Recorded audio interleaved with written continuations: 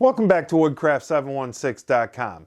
I'm Mike Weibel, and on this channel we try to create and inspire through woodworking. And if you're new here, go ahead and subscribe, hit that bell icon so you're notified of any new content we have coming out. And just like that, let's get right into it.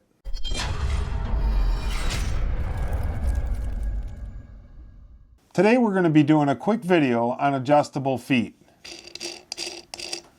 I really like these things. I put them in just about every project I make. When I use these adjustable feet, I like for just the felt pad to be sticking out the bottom. And then you can adjust it if you need it, just like that.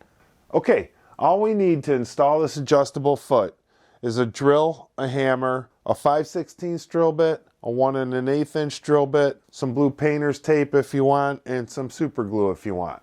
So what we want to do is just cut out this shape so that the foot sits in there.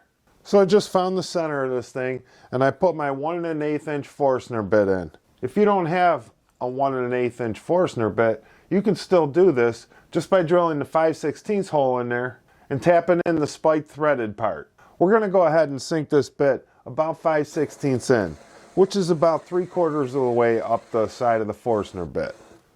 Just like that. Then we're going to take our 5/16 bit, take our adjustable foot, put it on our drill bit, and mark it with the blue tape. We're just going to make it deep enough that the threaded part of this foot fits all the way down in there.